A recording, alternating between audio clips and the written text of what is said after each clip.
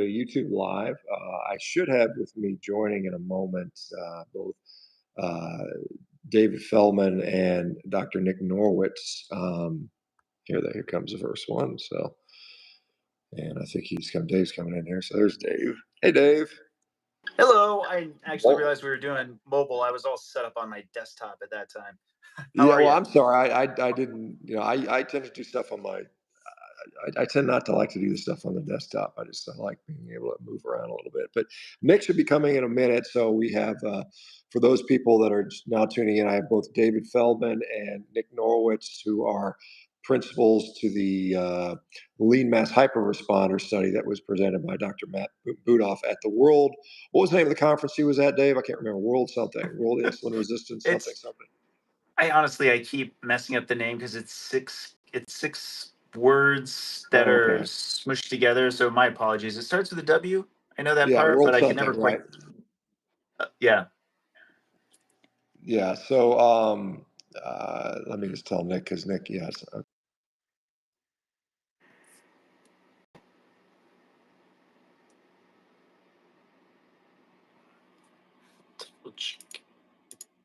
There we are.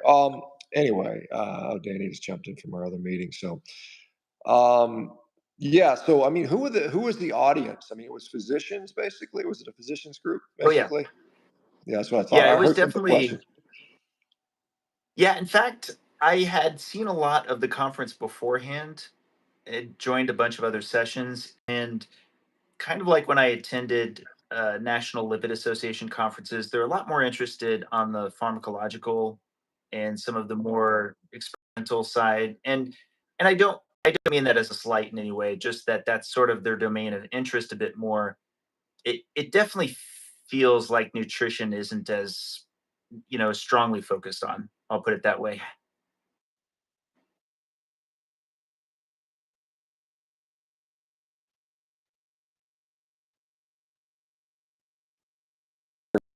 To download the app, so he'll be here shortly in a second. I'll let you, So, Dave, I guess since we have a little bit more time today than we did yesterday on Instagram, can you describe what is this lean mass hyperresponder thing about? I know Thomas Dayspring apparently still doesn't get it, so maybe you can explain it to the average person so we can digest this, because a lot of these people in here may not have the scientific savvy that someone like yourself and others might. So, what is it that we're looking at here? Well, there's a little bit of an irony to that, which I'll get to in a second. But as you know, there are a lot of conditions such as metabolic syndrome that are really a collection of observations that have been codified into a name. And so that's what happened for me is as I entered the low carb space, I saw my cholesterol go up substantially. And it seemed very odd because I'm more metabolically healthy than my sister and my dad, who would concede that, by the way. And they had started around the same time. And so I became kind of obsessed and I looked online and there were two articles that just talked about quote unquote hyper responders. One of them was from Peter Attia, the other was from Thomas Dayspring, ironically. So I actually lifted that term from them because I found that it was often a triad. It was a combination of high HDL, high or sorry, that the high LDL tended to correlate with high HDL and low triglycerides in other folks like me who are going on a low carb diet, who also seem to be more metabolically healthy, and especially if they tended to be leaner. In fact, it seemed observational like the leaner they would get, the higher their LDL in particular and their HDL would get. Just as a heads up, by the way, Nick said he's locked out of this stream. Yeah, I just Um, saw that. Let me. I don't know if I should. Let me walk upstairs and I'll see if I can start it on a computer. I don't know if I can do that, so I might have to apologize to the guests because I really like Nick to be here as well. It's kind of funny. I'm the yeah, opposite. I don't really use my computer that well. I'm more savvy with the mobile. So, anyway, it's a little bit dark up here. Hang on, I'll get back up into the. I was just on a Zoom conference call for my group a minute ago, and I left to go do this on the phone. So, I'll continue the answer while you're walking yeah, and go ahead troubleshoot. if you don't mind, Dave. Let me see if I can So, figure this out on the computer. so yeah, I end up I end up kind of seeing this pattern, and I just at that time I gave it a name because it was a takeoff of the existing hyper responder, and so I just added lean mass in front of it. And so when I added lean mass hyper responder in an article I wrote in July of 2017, it was kind of speculative. If you read the article now, it's kind of ironic because I wasn't that sure. I just kind of put it out there and it exploded right away. All of a sudden, a whole bunch of people were sharing the article. Whole lot of comments were coming in. I think it's still the most commented on post in all of Cholesterol Code, which was my blog at the time. And that really solidified that term, even though it's kind of an awkward term. It ended up becoming something at that point that was getting circulated a lot within the low carb community. And it became something I would do presentations on. I would keep talking about what it means. I would keep connecting it to this model that I was working on that posits the reason for it. And now both of those are in the literature across multiple papers. And I credit a good part of that also to Nick Norwitz, who will be joining us here soon, because Yeah, I hopefully. myself, yeah, hopefully, I myself don't write papers. I am, in fact, an engineer. And part of why I was seeing this pattern is because for me, it's actually a fairly common pattern, at least as far as how these outcomes seem to be related to what I was seeing in the lipid system of the human body when I was learning about lipidology. So as I was becoming obsessed, seeing my cholesterol levels rise, this model, it came from finding out how lipids being moved around the body, the whole system that moves cholesterol around in the body, looks a lot like a network. And to that extent, it became a lot more valuable. Um, and that's, yeah, at that point, that's when I started doing presentations on it. I started working it out as a bit of an outsider, all from my Nevada office. And more I started connecting with people who were researchers or doctors themselves, and that ended up becoming pretty valuable. But on top of that, eventually we ended up setting up the study. I keep trying to buy you time, but I don't know if are you doing okay on that end over there? Well, I'm trying to make this. I don't know how to go live from the computer. That's the problem. I'm trying to figure that out. I don't know if I'm on the thing and it says make a live stream, schedule a live stream.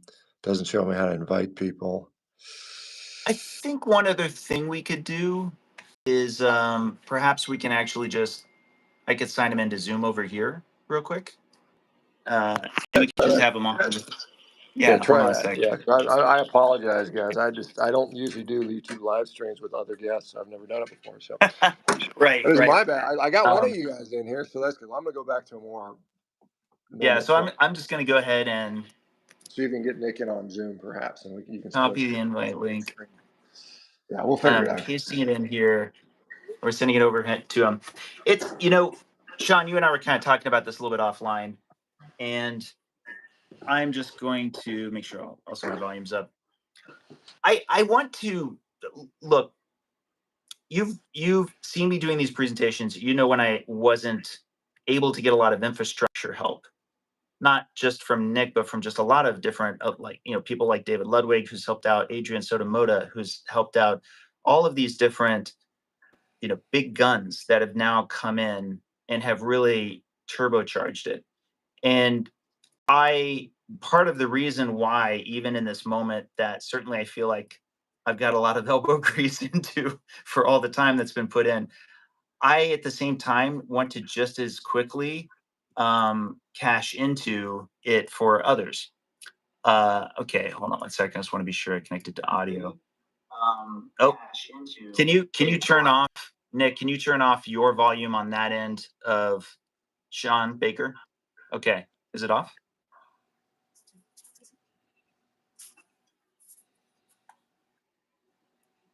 Okay. I can't hear you though. Can you say something, Nick? Just real quick. Yeah, just getting the things toggled. Can you hear me now? Okay, Yeah. I can hear Sorry, I Nick. realize you're just on audio. We were trying to figure out just some solution to get you on, but I was introing how yes, my story is somewhat humble, and certainly I feel like there's a lot of elbow grease that I've earned for this moment that certainly I appreciate, but that I'm just as fast to acknowledge the enormous contributions of yourself and many of the doctors and researchers. But I do want to throw some special dispensation your way because you've been so instrumental in particular in helping to get the lean mass hyperresponder phenotype published, the lipid energy model, and helping further with the virality of things like the experiment that I think are really going to bring this into view. So that's the reason why I definitely wanted to see if I can get you on the call, even if it's just audio. So for anybody who's just listening in, this is Nick Norwitz, of course. Go ahead. Yeah, and Nick is a very handsome Yeah, man, so I I'll just don't put need it to out there distract for him. those who can't see So him. you guys just roll, and I'll pop in if I really have something to say. But I think the live on the mobile is capped at 2. I think that's the issue. So that is Okay, max number. So I did Okay. not realize that. I well, apologize, go guys. ahead. I've never I'll, done I'll it. mostly listen so that I'm just not a floating voice. Okay. Okay. Well, So it maybe go Dave, ahead. I guess because I want to make sure we get to the meat of the matter here. Because okay, so Budoff Yeah. made this presentation. It was a baseline data. Just describe what it showed, and then I've got some questions. And there's already been a host of criticism levied at you personally and at the study. And I'd like to give you a chance to perhaps at least respond to some of that stuff. So, what was the result? What was the study? What was the result of the study? So this is a longitudinal study of borderline lean mass hyperresponders. So I mentioned lean mass hyperresponders before. Without getting into their cut points, I'll just tell you the eligibility of this study. It's those who have an LDL of 190 or higher, which, as you know, per the guidelines, should get immediately treated with the maximally tolerated statins without any further consideration. An HDL cholesterol of 60 or higher, and triglycerides of 80 or lower. That's the major eligibility. But then there's also eligibility screening for cardiovascular disease risks. So we basically just wanted a lot of healthy borderline lean mass hyperresponders to follow their plaque development over time. We wanted to see what their presentation level was at baseline, and also longitudinally, how much of those who do have plaque see how much they gain from day 0 to day 365 per participant. And they said, given the exposure levels, even at 190, that was more than enough for, say, 20 or 30 when we were first talking about it. And then I said, oh, actually, I'd like 100. I would like 100 because I feel like that's a more meaningful number. I feel like when you hear 100, it doesn't feel like just 3 times as many. I feel like you can more easily ignore a study that's at those lower numbers. So while this study was going on, I didn't know this because there wasn't really any other study or population data set that had otherwise healthy folks getting CT angiograms. Sure enough, there was one that was being conducted by Karam Nasir and his team, and it was looking at asymptomatic patients out of Miami. It's called the Miami Heart Study. And once I found out that they were conducting that, I chatted with Matt, and sure enough, that was the possibility of doing a match analysis. So while we don't have a control group in our longitudinal study, we can get a match control so long as there's a population to reach out to that would have a subset within that population that could match our population as much as possible between age and ethnicity and all these different things. Basically, could we match up a group that in so many ways is like ours, except that they would have average LDL and therefore much lower LDL than ours. So that's the setup for this analysis. So it's basically one healthy group with low cholesterol versus one healthy group with high cholesterol, right? That's essentially what we're looking at, Yes. basically, Yeah, I right? mean, for sure. If you looked at the match control that in any doctor's office, that would be a very healthy group. And what does conventional wisdom, what does the prevailing lipidology dogma tell us should happen? Lipidologists would definitely say that exposure over time, higher LDL, worse outcomes. So our group, the borderline lean mass hyperresponders, should observe an extraordinarily, higher level of plaque presentation and progression generally. That would be expected at a population level. And you assess it using a coronary CT angiography, which is Tell us about the level of precision or the sensitivity of that particular study relative to maybe a CAC score or something along those lines. What are you actually able to visualize with the test you guys used? Yeah, CCTA, I mean, this is part of why, like, when we first were approaching this, we thought we would need like 5 years. We didn't know that much about CCTA technology. And Dr. Budoff, when we were chatting with him, he pointed out that no, almost all longitudinal CCTA studies are like a year long because of that level of resolution. It has such a spatial resolution, it can detect plaques as small as 1 millimeter or even smaller in some cases. And so the general methodology is there's a mapping of the coronary arteries, and there are 15 points of interest where plaque development can be more common, bifurcations and so forth. And those 15 points are what they look at, and they do scoring. What they do is they look for a plaque, and if there's no plaque in that point of interest, then they give it a score of 0. And then it goes up from there, 1, 2, or 3, 1 being mild, 2 being medium, 3 being severe. And then from that, they develop something known as a total plaque score. Now, that's just one of the few scores they have. There's others like stenosis, a total stenosis score, and segment involvement score.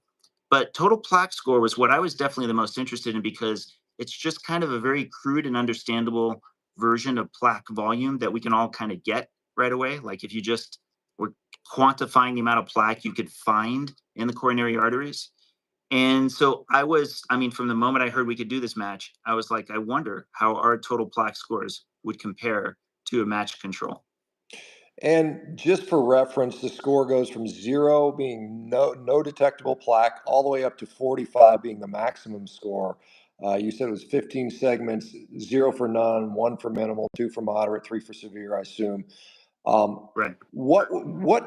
again, we're looking at healthy groups. I'm just wondering what would be like an average score for an average person. The average American has a hemoglobin A1C of pre-diabetic. The average American is obese, or yeah, or basically obese at this point, or nearly obese. The average American has, metabolic dysfunction. I mean, I guess it's probably maybe Budoff knows. I don't know if you know. What would a concerning score be versus what this data showed? Well, definitely a concerning score is likely going to be in the double digits. So in the teens into the 20s, certainly into the 30s, of what I've read. Of course, this is a better question for Budoff in that he could probably gauge that to some extent. They do tend to correlate, is also what I've read. For example, total plaque score, total stenosis score.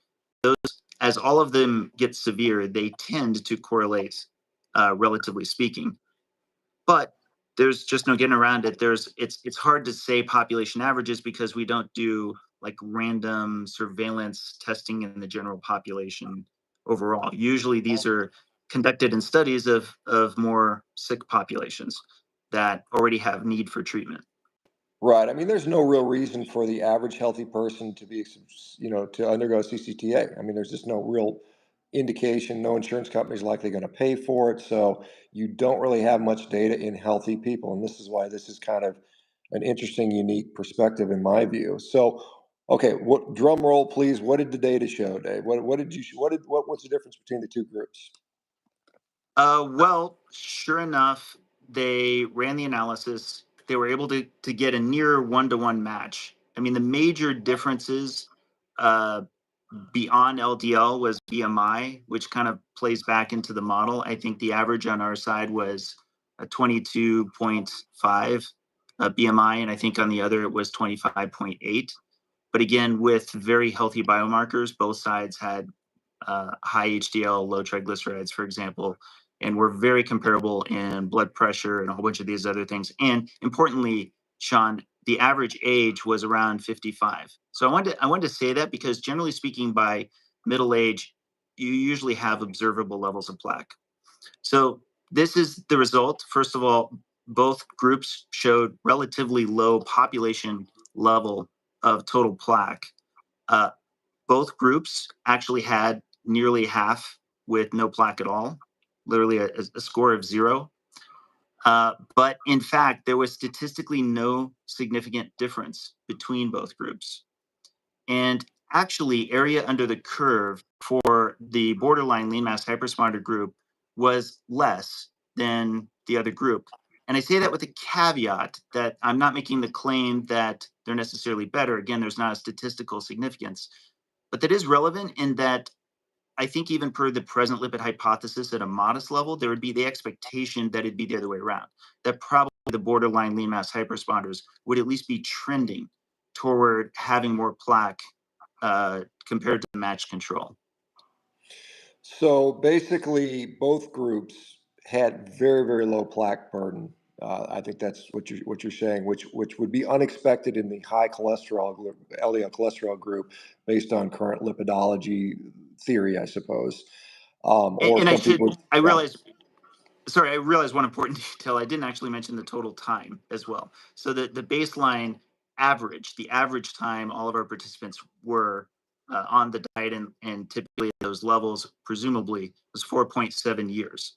So I think it'd be fair if somebody were to say, oh, if it was half a year, if it was a year, maybe wouldn't expect that much difference. But we were at nearly half a decade at baseline, which is why, to your point, yes, we would expect even at high resolution, we'd be able to see some level of distinct difference in plaque progression.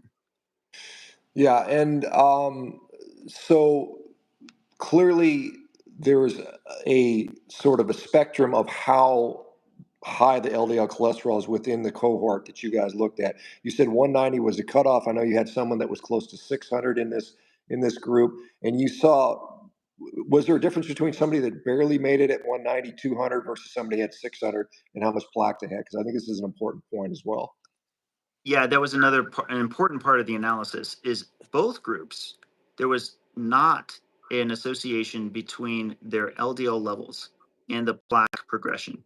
If you ever look at that graphic, it's kind of a composite in that it's showing it. It's let's say sorting it, if you will, toward plaque as it accumulates upward in the population.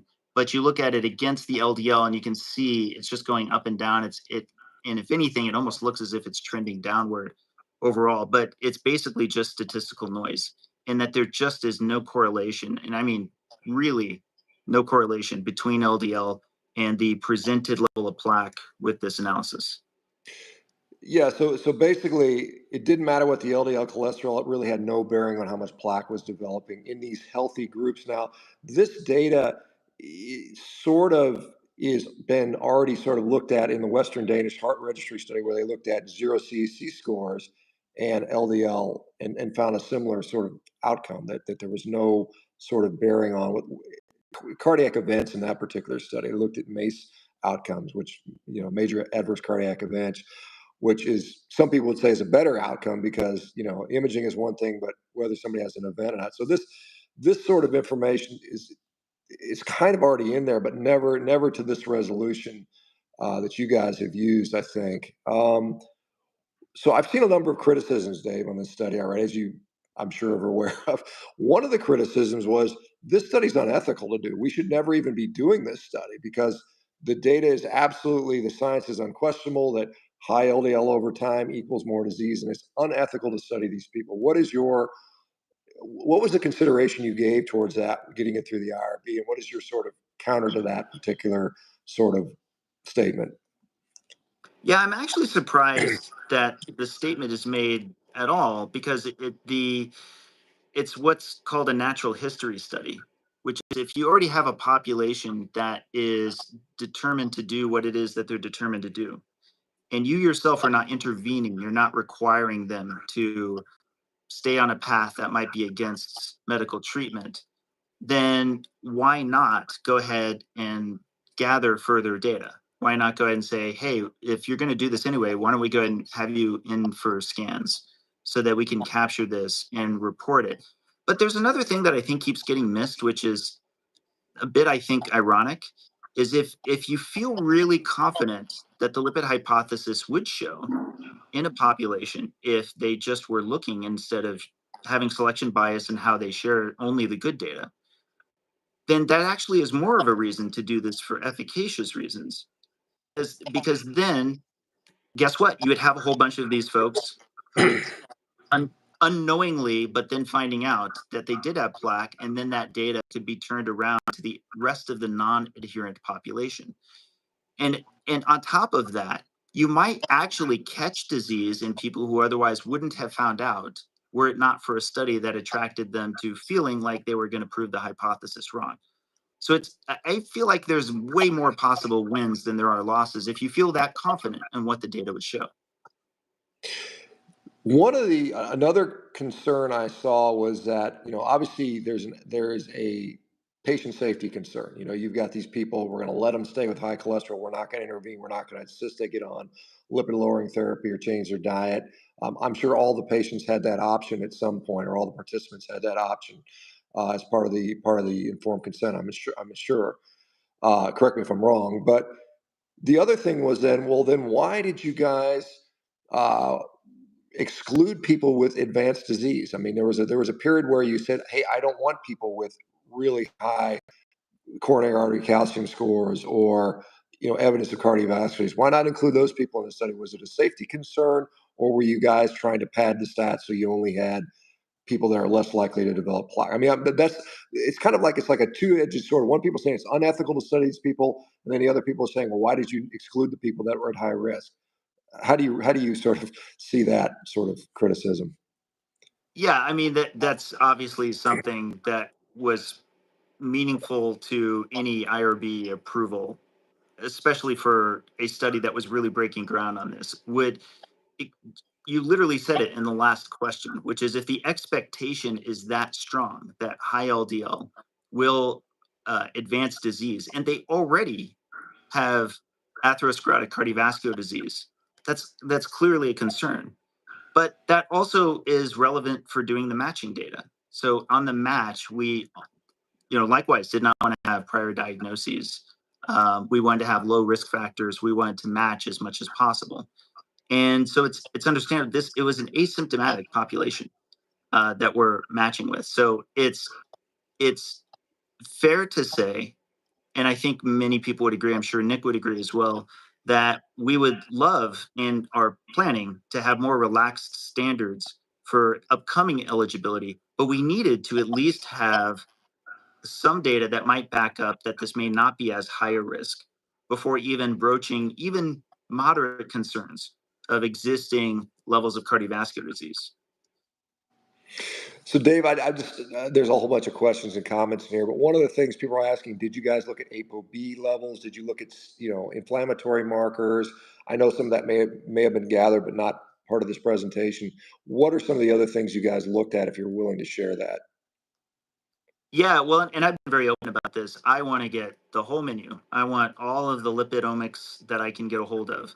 We are capturing ApoB, we are capturing ApoA1, we're catching LP little a. Also, we're catching some of Sam Smekis's, for example, oxphospholipid ApoB, which is something I'm especially interested in. But I can't speak to the exact um, lipid levels of the other more esoteric tests until I can actually confirm that we can get the frozen samples to them. But for example, Nightingale is one that we're looking into that will have frozen samples available for. There's more advanced metrics that can come from the NMR. We're getting NMR testing, which is already happening. And then there's a couple other things that I need to double check on, but I thought we were getting a cholesterol balance test as well. I'm hoping we are, but I can't recall at this moment if that was part of the existing blood workup. But there will be a huge amount of data that comes out of this, well beyond just the standard data, because this was a huge opportunity that I think for us to build on the existing data on lean mass hyperresponders in general and borderline lean mass hyperresponders. Yeah, I'm just wondering. I mean, there's a couple questions about some inclusion exclusion criteria now, both between the match set and the initial cohort of the prospective study. There was 100 people in the lean mass hyperresponder study. Only 80 of them were included in the match set. I think that was more a limitation of the Miami Heart than your data set, if I'm not mistaken. What was the exclusion? Why were 20 people excluded from the comparison group, and why were people rejected from the study at the beginning during your recruitment process? Yeah. So first of all, at the very beginning, we were all determining the protocol together. That was kind of the whole point, was that everybody, if we could all get in a room and agree after knowing as much as we could on what that protocol needed to be, the rules would get locked into place, and then we'd see where the data took it. And then, past that point, the rule is we should all appreciate where the data does indeed take us. With regard to why there's the 20 excluded, you called it exactly right. The 20 that are excluded are a combination of too old and too young for the Miami Heart cohort. So April, who's the statistician in Lundquist, she calls the shots on, what meets with the best one to one, and that was one of the means by which we could accomplish that. Now there could have been historical um, scans that could have come from Lundquist, but I'm kind of glad that April chose it this way because I would have preferred it be match controls for which there wouldn't be any question on selectivity. So in short, what are we doing? We're grabbing our cohort, we're shaving off those that were not inside the age range of Miami Heart. And then from that, she's looking for that exact descriptor of that group and then capturing it. And then wherever there's a multi-match, randomly determining from within the multi-match to get that exact match as much as can be done. I was honestly shocked at how close it was. I mean, outside of BMI, and it was impressive just how much the A1C was close, the blood pressure was close, smoking stat. I mean, it's pretty crazy. I really thought that we would be kind of stuck in a situation where there might be more adjusting that was needed. But I appreciate that it was my. I appreciate Karam Nasir in particular. Thank you, Karam, for starting Miami Heart with your team, or else we wouldn't have that match data to be looking at right now. All right. One of the other criticisms I saw that was quite comical was that you've done this and you've designed the study in a way that would only support your hypothesis. Among the people I've been following over the years, Dave, you are one of the most open, transparent, and asking for criticism of anybody I've seen. So, I mean, to say that you are inherently biased and allowing that to affect you, I think is a real stretch in my view. But nonetheless, let me go on to uh, so you've got the baseline data. Now we're running it for a year, which that collection period ends this February, if I'm not mistaken. I think you said that before. So 1 year of super high cholesterol for this lean mass hyperresponder group. People will say that's not long enough, and I want you to explain why you guys chose 1 year instead of maybe the original proposed 5 years, and maybe you can get some insight into Matt Budoff's expertise in that regard. Yeah, let me actually expand on the last thing you said, and then I'll come back to your question. Uh, Something that from many conversations with me up until this point is, as an engineer, I just like to get under the hood. I just like to, if you're going to say exposure X has Y results, I want to get the cleanest, most isolated version of X versus Y. And so one of my criticisms, or you could say kind critiques, is how much of the data that makes these associations are in the realm of modeling and adjusted data or dysfunctions, just some way in which we're making some core assumptions and how we're determining what we think is the net result for what is this exact population. Because it's a concern worth pursuing if we can get direct data on it. So I just wanted direct data. But the other part of it that I emphasized in my own analysis video is I do want to remind everyone, we designed the protocol, we hand it off to Lundquist. Lundquist is the one that provides the analysis. That analysis is in-house. We don't get to handle the raw data, for example. That's something that they work up themselves.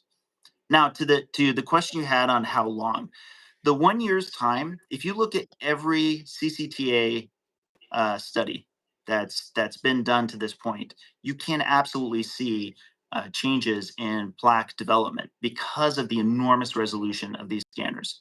That's why these studies are easily 1 year. Some, I think there are even some that are lower, like 9 months or something along those lines. And I asked Budoff this early on, as I was saying, should we do something like 2 or 3 years? He's like, why? We'll see that signal that quickly. And if we can, then that's already something that we can further build on with like future studies. Now, there is something that I mentioned yesterday to you, Shawn, I'll mention again. We are likely, it's not for sure yet, we're likely securing a budget to see if we can do an extension on the current study. So we may be reapproaching the existing 100 participants. I'm sure we'll have some dropout, but see how many we can retain to possibly go for another round. I wanted to get that budget in place first before I get too official with it. But given the events of the last 48 hours, I'll just say that there's a lot more interest on the people who have the pockets that might be able to make it happen. So this may please the critics a little bit more if, like, let's say we tack on another year or 2 years, but we'll see. I don't know if I can speak too much on the critics.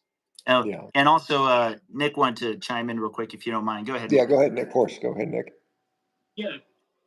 There are 2 points I wanted to make. One was with respect to the criticisms, which I've been watching with a great deal of amusement. As you kind of alluded to, there's a lot of ad hom attacks thrown around and a lot of like credentialism. It seems very inconsistent and honestly seems like a pretty weak play. I don't see people really attacking the core of this literature, which isn't supposed to end the discussion but start it, which transitions to my next and main point, which is I think, in this moment, in this excitement, a lot of people are seeing this as the climax, the victory of sorts. I mean, Dave's saga, if you've been following his story, is so remarkable. You know, the commitment he's had to this scientific project to see it come to something, something so I think monumental, it feels like a climax of sorts. But I think Dave would agree with me in that, like, no, this is the beginning. This is the inflection point. This moment is the catalyst for all the studies that are going to come, because generating resources to study this phenomenon and get it acknowledged in the literature has been truly a battle. Now it's something that really can't be ignored. The conversation is forced and further research will be forced. So I think going forward, there will be a greater eye and greater scrutiny on the dialogue around this, and honestly, the rigor of the dialogue. And I'm not referring to the design of this study, which, I mean, there's no perfect study, but actually to a lot of the criticisms, which I think in the mainstream have been allowed to fly without proper challenge. Something we may have talked about before, but you can see I've had a video and a Twitter thread on it, was this recent paper in a really high profile journal. It wasn't even a paper, it was an abstract. And it was the biggest load of garbage propaganda job. And I don't use those terms lightly, if you know me, like I really don't, that I've ever seen. It was quite honestly an embarrassment. It was a paper in Circulation claiming that there was rapid plaque progression in a lean mass hyperresponder after going on a ketogenic diet, which they were not able to show whatsoever. But it's a really curious double standard that came out a week or two ago. And people who are the detractors of this research were, doing victory laps around it. Not only wasn't it an N equals 1, but it was an N equals 1 that wasn't supported by the case that was presented. Like, they could cherry pick any N equals 1 in the world, and they couldn't make the case that was made in the title. And it wasn't like, I'm trying to play, something in the gray zone here. With black and white, this is clearly a propaganda title. And then 2 weeks later, when, a matched trial of 80 LMHR or near LMHR compared to Miami Heart that's coming out of a respected institution is published, people get all emotional and up in arms, like, oh, this data aren't good enough. It's just a very interesting double standard, which, I mean, you can play that game, but quite honestly, it's such a weak hand. Everybody can see it. I will promise you the scientific community can see it, because, you hear things get shot around on social media. You don't necessarily see the discussions that go on among open-minded academics behind the scene. But I will tell you, this is becoming less and less a fringe idea. I know at my home institution at Harvard, the number of people inside the institution, not on social media, but inside the institution, who ask me about LMHR, who themselves are LMHR, and are just fascinated and curious to see how the story develops. It's incredible. And in real life, people tend not to get so defensive about data. You really see the worst come out on social media, but I know I've been talking a while. My main points are, this is not the climax. This is the inflection point, the catalyst for what's to come. And I think there's a big will among academics to really see these data for what they are, what you see on social media is a distortion of that. So I'm incredibly excited and incredibly hopeful. Sorry, that was a long one. Yeah, I mean, No, clearly, social good. media is a different space. Sorry, Dave. I was gonna let me ask you, because one of the other concerns was the interpretation of this data and what it shows and what you can assume. I want you guys to be clear about this. Does this mean that LDL cholesterol is irrelevant and no one should worry about that? Or what does this data actually support, and what do you guys say you can take away from this? Well, let me first start. Oh yeah, go ahead, Nick. I see the crux of the confusion here, and it comes down, I really think, to semantics. And I'm going to talk about three words. If people are listening, like three words I want you to understand the distinction: causal, necessary, and sufficient. Causal, necessary, and insufficient. Those are words, very technical definitions, like in scientific parlance. Causal means part of the causal pathway, which overlaps to some degree with necessary. It needs to be there for something to occur. So in the case of cardiovascular disease, LDL particles, ApoB particles, are necessary for the disease to occur, i.e., you knock them out, you can't get the disease. But it does not follow that they're sufficient. Sufficient means they, in and of themselves, can, I mean, in this case, I would say push, bulk flow, force cardiovascular disease. If you have high ApoB, you will get cardiovascular disease. And that's kind of the way it's talked about, even if everybody, when pushed, would acknowledge that's not the case. And if you watch Professor Gudoff's presentation, he makes this point. He actually says that he doesn't believe all high LDL, all high ApoB is pathogenic. Not all is bad. What we need to do is figure out, the distinction. Why is it not so bad in some people as to cause disease, and in other people, why is it bad? So all the kind of confusion and debate that I see on social media is, oh, well, LDL doesn't cause cardiovascular disease. Well, it does. It's causal. It's necessary, but it's not sufficient. And these are things that you kind of have to tangle with distinctly in an individual patient case, because targeting the necessary factor to undermine the disease, say with medications or lifestyle change, can have side effects.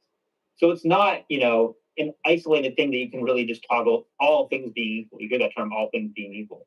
All things are never equal in clinical medicine. So anyway, causal, necessary, and sufficient. I want people to think very carefully about how they use those terms.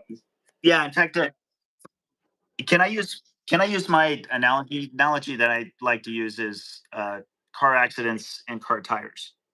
So a car tire is part of the causal pathway of car accidents. If you're not going to have car accidents without car tires. But how much do car tires cause car accidents? Well, they do and they don't. And to Nick's point, it's like having it's the difference between many other factors for which the car ends up in an accident. It could be bad weather, it could be the bad driver, it could be all kinds of things, it could be terrible roads. It doesn't give us enough information, in my opinion, that in removing something that's part of the causal pathway, we can therefore determine it's what's initiating it in all contexts.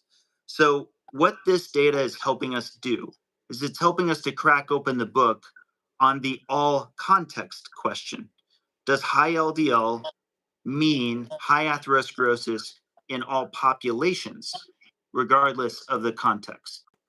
And I think, while I think we need more reinforcing data, we're helping to get some population data right now. But this was before just now, this was basically inconceivable that if you had a high LDL population, you were going to see a rapid progression of atherosclerosis, especially given at 272, they're in the top 99.9% of the population. There's in the NHANES data set, as I say often, it's like less than 1 in 1,000.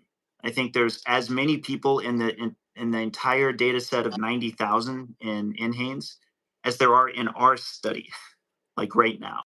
So that'll give you a sense of just how rare this is. But per the lipid hypothesis, why the expectation would be with these high resolution scans, why you'd be able to see this change. And actually, let me fit in this one more thing, because that'll be a likely criticism, or at least it's one that's been sent up until this point, which is, oh, it takes decades to develop atherosclerosis. Well, it takes decades to develop symptomatic heart disease. But It actually does not take decades to develop atherosclerosis. Otherwise, we wouldn't be able to see in these existing CCTA scan studies this change in the plaque volume levels and stenosis and so on and so forth.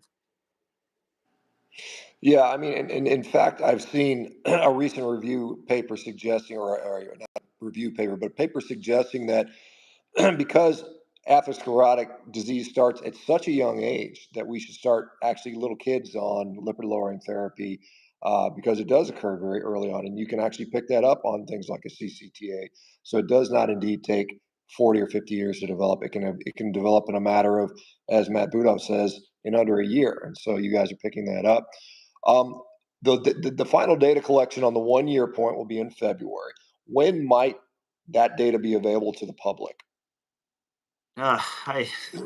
So this is hard to answer for a few reasons.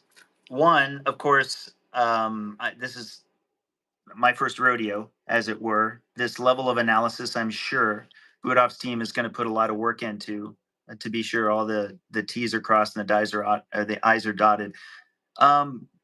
There is another component too, which is that we've already seen behind the scenes that it's been challenging to move this research forward uh, with people within the field.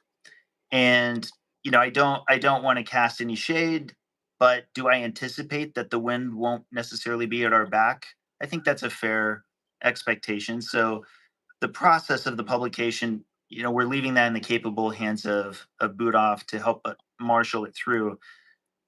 I hope it's pretty soon. I hope it's within a matter of months that it gets published, but I couldn't tell you for sure. Okay, so and you don't have access to the data either, Dave, correct? I mean, the Lundquist Institute has that. They keep it and they don't even share it with you guys, I'm assuming.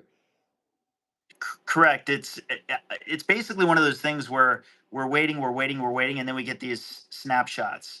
When I presented before at conferences, those were things that were approved for release directly from Budoff himself. And even then, as you might imagine, I still have to work with them on language of the things that I can say or not say. And still, I have to speak extemporaneously, so I double check as much as I can. But yeah, the control of the data is extremely tight, and understandably so, because they need to be the research center that Citizen Science Foundation is working with.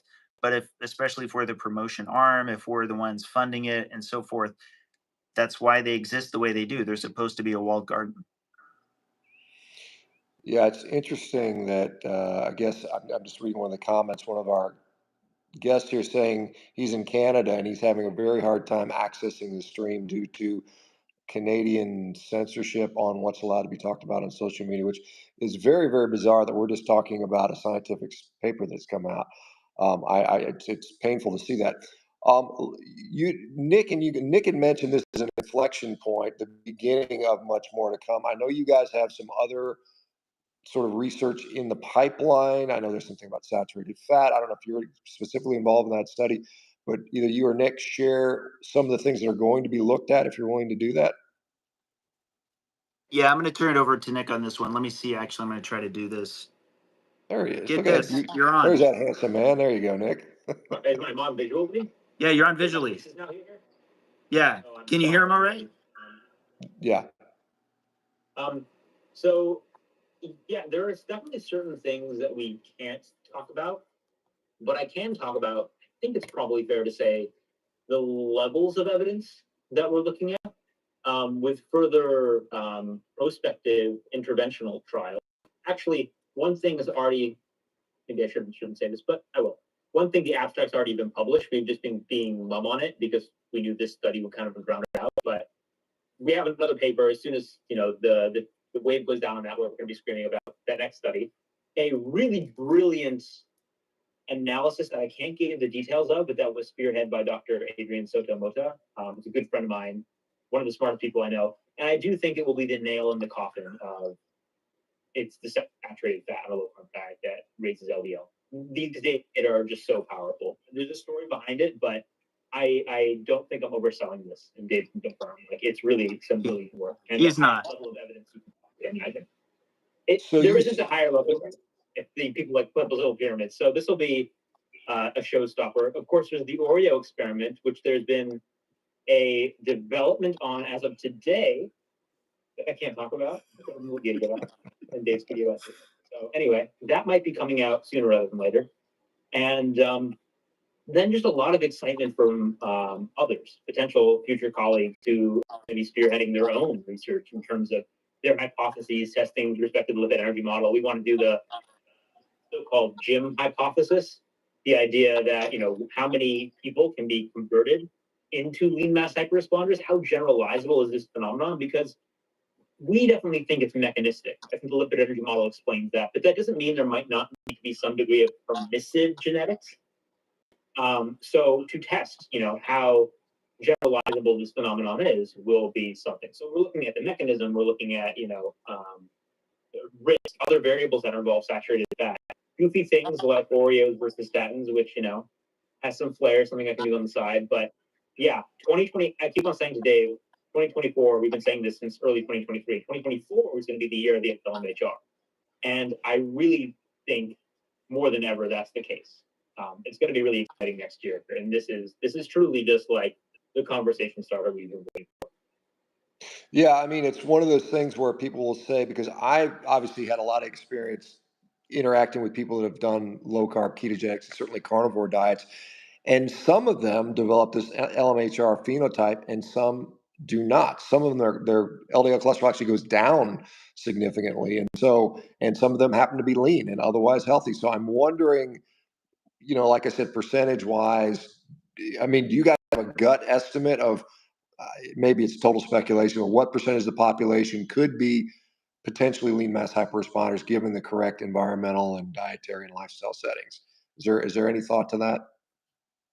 I mean, I've speculated for a long time, kind of just throwing a number out there, that if you gave me every lever for me to pull, like I had humans and it was like an animal model where I could literally have them in my, wouldn't be cages, but it'd be in a hotel or whatever. And they had to eat the food that I gave, and I'd keep them from lifting, and I'd keep them away from fiber, and every lever that I could pull. I speculate that 80% of them would be lean mass hyperresponder or near that. And I realize what that claim means. The claim I'm making is that this is in fact physiological. Again, part of the levers is the selection. I'd be getting people like Nick, people who are already lean, who didn't have like a lot of muscle mass. No Shawn Bakers, for example, right? But if they're already lean, especially if they did a lot of cardio, for example, these are the people who we not only see tend to exhibit the lean mass hyperresponder phenotype. We're very metabolically healthy, but on top of that, they tend to have the highest levels. The more like Nick they are, very, very lean, very, very athletic, but very, very low carb, the more likely they're going to get to levels like Nick's, where their LDL might be in the 300, 400, 500, or even above. There's a number of people I know that are well above 500, and they do tend to be especially lean. Not always, though, but generally speaking. Yeah, this is kind of an aside question, and it may not be directly relevant to this, but you'd mentioned LP little a as a variable that you guys will be looking at in your cohort. Does that have any relation whatsoever to the lean mass hyperresponder cohort? And I have seen, my LP little a was 2, for instance, which is extremely low, as I'm sure you're aware. There is some data that say saturated fat may potentially impact LP little a. There's studies that support that. Is there any relationship with that particular variable in this cohort, do you think? Well, first, a shout out to my colleague, Siobhan Huggins. That was an area she was quite obsessed with. She's got a great lecture out if you want to go to cholesterolcode.com/LPA. So a lot of what I'm about to tell you, I've kind of learned from not only her, but also her data. She's done her own N of 1 experimental data. And LP little a is especially known as an acute phase reactant. ACRs, they are basically qualified as any protein that increases 25% or more during an inflammatory response, and a lot of times because they are participants in it. If you check out Sam Semikis, he talks about this a lot. And indeed, they do have components in, for example, in interacting with thrombocytes and so on and so forth, as far as formation of plaques and so forth, and stabilizing the fatty fibrous caps, things along those lines. Okay, the reason I mention this is because if you are inflamed, if you have chronic inflammation, I would not be surprised that you would have higher levels of LP little a, and the same reason as another acute phase reactant we hear about all the time, which is C-reactive protein, right? So part of the challenge, I think, is because LP little a is a lipoprotein. It's often thought of in the same way as LDL, but I think of it more in terms of things like CRP. It's just there's a high genetic variability from one person to the next on their starting LP little a levels. So, like you, my LP little a levels are nearly undetectable. They're like at a 2 or 3. Siobhan, she has it at very high levels. It can be between like 80 and 120. And Nick, you've been open about yours, right? Yeah, I think mine are even higher than Siobhan's. And Yeah. they always have been. Yeah, but always have been. You probably have a higher genetic set point, is my guess. It's from my dad. Right. He has high LP little a, and my mom has basement low levels, and I just have my single repeats from my mom. So before my LDL went through the roof, my LP little a was right. I always had high LP, but I had really low LDL. Right. So in other words, his LP little a didn't change that much when going ketogenic. The dog's getting excited about that. He's clearly a fan. Yeah, I've got somebody at my door. Sorry, I got to answer this real quick. And we've only got 5 minutes left. Hey, come on in. I'm No just worries. Yeah. podcast thing. 168 I'll be gone is 5 with minutes. my LP little a. Yeah. That was so it was one, yeah. And it's just always been. Hey, hey guys, I know we're coming to the end of our time. I just maybe you care to share this, maybe you don't. Both of you guys are supposed, in this lean mass hyper responder subset. I mean, you've both been public with that. Do you guys? I mean, outside of Nick's current experiment, do you guys currently personally do any lipid lowering medications, knowing what you know and knowing what you know about yourselves? Are you willing to share that? I'm gonna let it start with Nick. Good, Nick. This is no new information. I was lipid lowering medication. I'd never taken a statin until this experiment, hence the experiment. Now I'm on it for the experiment, and then I'm going to go off it. So that's nothing new. I'm on Revero. The protocol was originally set for 6 weeks, 20 mgs, with no plans to continue thereafter. And my decisions have been informed by a lot of discussions with my doctor and functional tests on myself, which I plan to monitor over time and reevaluate my stance as data are emerging. But it's no secret that I haven't been on lipid lowering medications. So I can disclose that because I've already disclosed that. I myself have not, but like Nick, I will emphasize two things. One, I've had 2 CT angiograms, so I'm also informed. I'm aware of my present state of disease and aware that because it's lower, I kind of feel greater freedom to decide how much, because I will again emphasize that this is an uncertain place, this is uncharted territory. But also, like Nick, I would say that let's say I did have detectable levels of disease that may alter my position. I don't know for sure. But the reason I want to emphasize that is because, as we did in our podcast last time, I think all 3 of us would acknowledge this is still uncharted territory. We wouldn't, as exciting as this data are and how long it took to get it, and as meaningful as it is for all of us, I think at the same time we can acknowledge this is, as Nick said, it's just the beginning. We've got a lot more data to go. As I like to say, something can be pivotal and yet not definitive. I think these data, they are pivotal. But would I want somebody to read these data and then not at all consult their doctors anymore? No, I would still continue to say, work with your doctor. We're going to keep coming and getting more data. We're going to keep trying to establish more and more how much of this can apply to you or not to you. And that's hopefully what I can couple with my own personal decision making thus far. Okay, fair enough. And likewise, I tell people they should not ignore high LDL cholesterol. It is, in my view, it is a red flag that needs more investigation. And I think imaging is incredibly helpful in that situation. And knowing what the rest of your risk profile looks like allows you to customize.